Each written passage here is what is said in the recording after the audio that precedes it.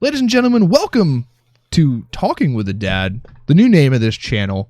We've decided to make a small pivot away from our gameplay-based videos into a more talking head-based video, which I think is our best content. Steve, I need you to weigh in on this. We've had a few conversations about this coming till now. It's kind of a sad moment for both of us. Yeah, I mean, I had fun playing the games. Let's be honest, though. It's a little hard to talk in the games. It's a little hard because it's unfocused. No, for you, mostly. It's like you can't. I'm really sorry. You're like raging out. But I think it's a good pivot for us, right? We get to do what we enjoy doing, which is pontificating, safely judging the world from behind this microphone and your closed microphone doors and these computers, closed doors, and many, in my instance, many gates and many guns. And armed guards among moats of crocodiles and alligators. Like, you have to put them in separate moats that don't get along. But here's the great thing. We'll finally be able to do something that we love doing on Fridays. We're talking with a dad, but more consistently during the week. We'll be able to touch on the topics that we want to talk about earlier than Friday. And it won't and earlier than a week and a half late.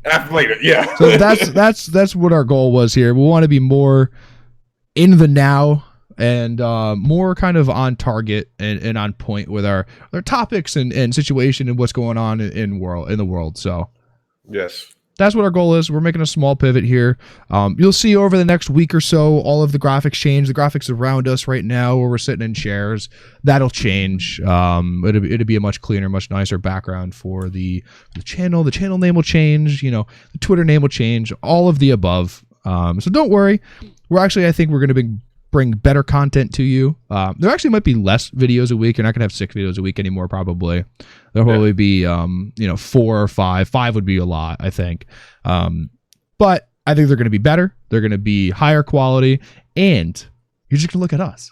And what else do you want to do during your week to relieve stress from what you're doing the rest of your life? Look at us. And share it with your friends and your family, and make your mom watch it. Make your dog a YouTube channel so they can subscribe to it. Share it on Instagram and Pinterest and Twitter and all the above. And Reddit. We share it on Reddit. Hi, Reddit. Hold on. Okay, back up, Reddit. Whoa, what just happened? All right, so we're going to talk more about this in length on the podcast coming up on Friday. But Steve, we have a few topics for this evening. Hot topics. Steve wants to get into it. The timer. We're gonna get this done. You've already wasted 4 minutes. So that means this video is going 24 minutes. That's fine. What do we got tonight, Stevie? Steve's gonna be topic master general going forward. Here's what we got. Something that I think you're really gonna enjoy. I sent it to you, and I know you chuckled out loud. American Top Team has a new gym rule. Yes, they do. Some context. Heavy hitters have come to American Top Team. Multiple title contenders, and ironically enough, welterweight. A couple of middleweights went through there, and of course we got Joanna, who was a title holder, Tyron Woodley, Robbie Lawler, Colby Covington, what do you call that? When you're not the real champion, you are interim champion. So as you remember last year, Masvidal fights out of the Top Team. Masvidal fights out of there, and is going to get challenge for the title here.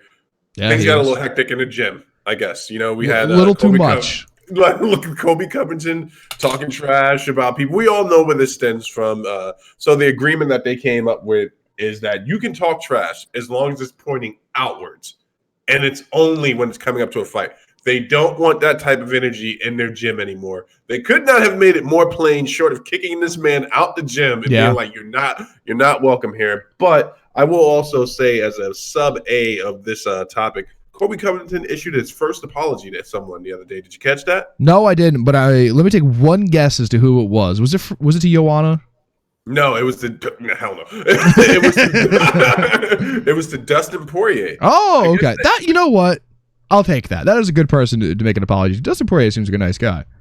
Yeah, it's not, what could you possibly have to say bad about that man? But I think Dan Lambert's the name of the owner.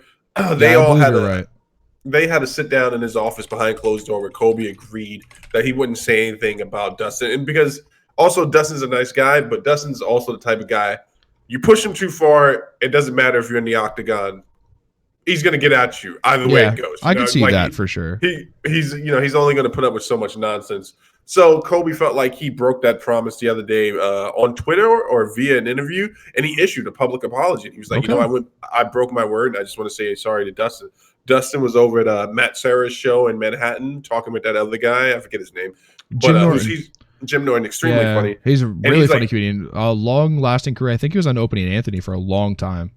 I love their show, love their content. But Dustin was like, I don't even know what the apology's for, but you'd have to call him and ask, and they kind of left it at that. So we just powered through that one. I just thought you would get a kick out of that they made such a hard pivot. Speaking of which, at their gym, and they're like, we can't have this anymore. No, you know what? I totally agree. Like the idea of you going to one of these super camps, right? That's what American Top Team is. This is one of these. Is one of the few, dozen, right? And one of the dozen super camps that are around the world.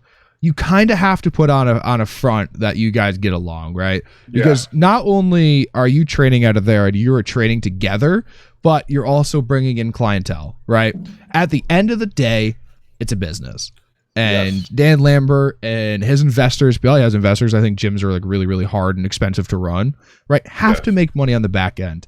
And if your top guys, Poirier, Masvidal, Covington, Joanna, right? Like they're all arguing and fighting all the time.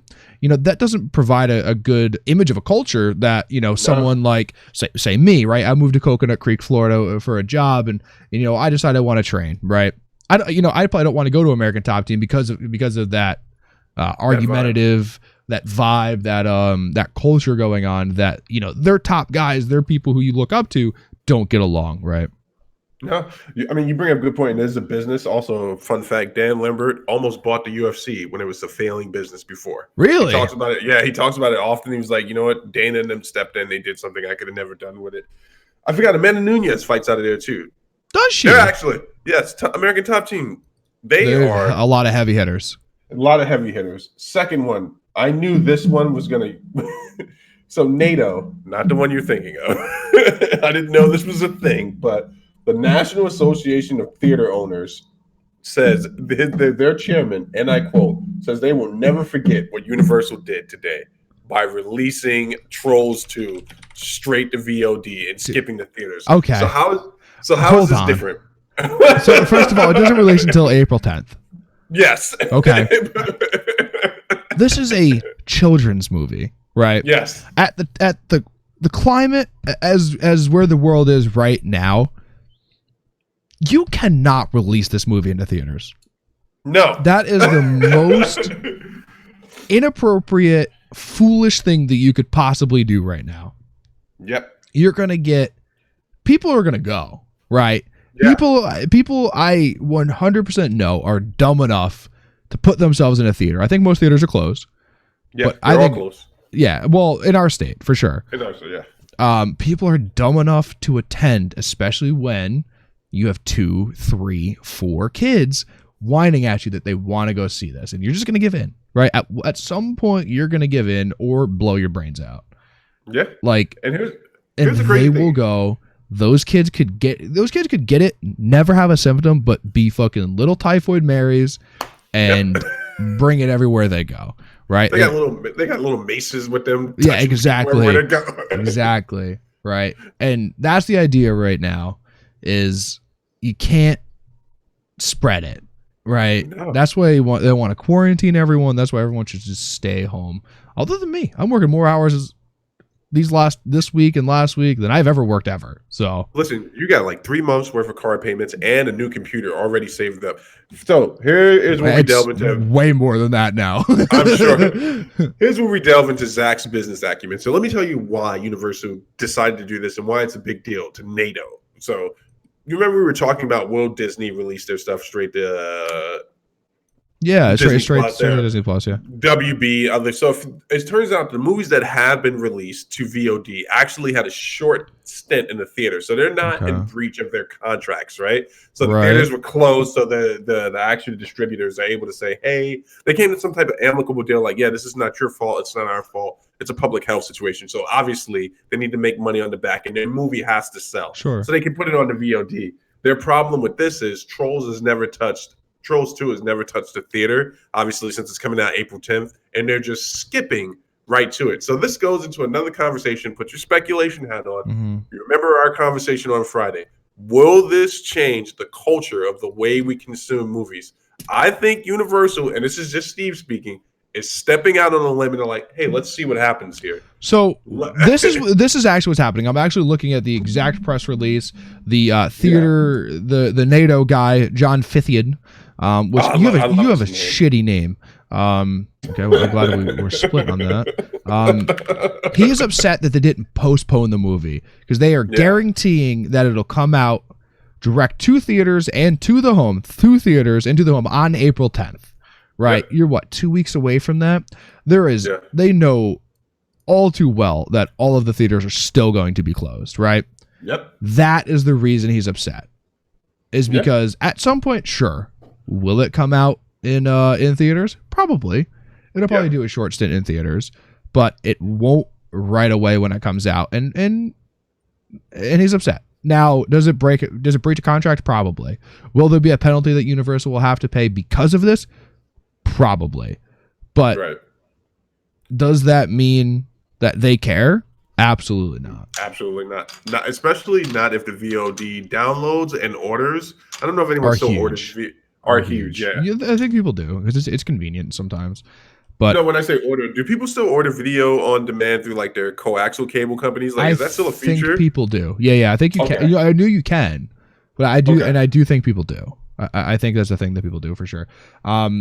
Now back to the original question we talked about kind of at length on last Friday. Will this change the culture of movie theaters? And I think no still. I think that those movie theaters have a place, especially the super high-end ones, especially the niche ones and the ones that do higher quality and frame rate and food and all of that. I still think they have a place for sure. And I still think that Mass AMC and what are the other Landmark and all those other ones, like I still think that, and all that stuff. Yeah. I still think they have a place for sure. And I still think they're profitable, and that's why they're still open. So this is the last one I got for you, Zach, and I kind of squeezed this one in because we're doing good for time. Dana White says it's still happening. I see it. I don't want to jinx it. There's no reason for us to even think about talking about it. Listen, if MMA community can report on it, we can report on it. That's a good point. UFC 2, was it 249? Yeah. It's still happening. 100%. Let's take a bet right now. Where do you think it's going to be? I think it's going to be in St. Petersburg. Are they not on lockdown? Dude, Russia is reporting like no cases. Not zero, but very little and contained. I think it's going to be in Russia. So that means Dana's going to have, if they do it in Russia, he also said, by the way, it will be a full card. Oh, wow. Because they asked him, just the main fight, just the main card. And he said, no, a full card. It will be in Russia. Russia, that's interesting. Can we see Zabit versus Calvin Kattar too? They're not going to get him out of the country. I would see that. I would like to see that, by the way. I think Kattar beats him this time, but I'm just thinking logistically, what's going to be required for that custom-wise? So that means Dana, I mean, they can afford it, right? They're going to have to do real medical screenings before, up until, and upon arrival, probably. And it'll be closed doors. Let's be fair, right? Yeah. It'll be closed doors 100%. I think it happens in Russia. Where do you think it happens? Russia's a good idea. I honestly had no idea where it's going to happen. I know he can't do his thing in Vegas, so Russia makes sense. I can't. Where else can they do it? The moon? You know where else they could do it, and you didn't hear this here, right? They could, in theory, rent a fucking yacht. Right? And do that shit in international waters. We get internet to the moon, right? We get internet to the moon, or not to the moon, but to the International Space Station, so the astronauts can communicate with their family generally, right? They can go out international waters and broadcast that shit, man. Listen, it's the same as the casino boats in Florida. They go out 7 miles. Tread dangerous waters. That it won't be too long before they're like, well, hey, we can't get him back to the hospital. He's going to die anyway. We might as well just chuck him overboard. I didn't think about that. You know what? Whoever loses that fight, they might as well just throw him to the fucking sharks because they're never fighting the UFC again. Listen, if it happens in Russia, that's going to be a market that they wanted to step in and make a dent in. Only thing is, they had a fight in Russia this year, didn't they? But I don't think that they didn't have a huge card. This would be their first pay-per-view No, it was literally I think wasn't that the fight that Qatar was on? Oh, this was April. Yes. Who was it? That main card was, it looks like Alistair Overeem versus Alexei Olenek. Oh yeah, that's right. Overeem won that fight, dominated, didn't he? Yes, he knocked him out in the first round. My only worry about Russia, and this is not to say anything about Russian people as a people group. No, you were definitely offending a people group right now. Go ahead. But just like Pride had an issue with organized crime in Japan, I feel like there'll be a presence, and there will be a presence of, and I just, Dana doesn't have the backbone required to deal with wise guys. He left Boston because Whitey was after him. So we don't want to put him in a situation where he's got to be next to the Kremlin and they're putting pressure on him, you know? Maybe stay safe. Go to international waters. I think it'll happen in Russia because here's what I think is because Khabib is back in Russia. Is he right now? It is confirmed that Khabib is back in Russia. Yeah, that's what hinted me off. That would make the most sense. I'm down for that fight wherever it's going to be. They could fucking have it in your backyard. I don't care. That'd be amazing. I'd have people doing yard work and everything. Wait. Hold on, guys. Let's get these bushes out of here. Steve was like, wait a second. Do I get to watch? And Dana's like, no, you don't. You have to pay. This is a $7,000 seat. She's like, but it's my house. He's like, my house now, bitch. I own this. Who's that little kid right there? Get him to work. That's all I got for you, man. That's all Make I your got. kids ushers.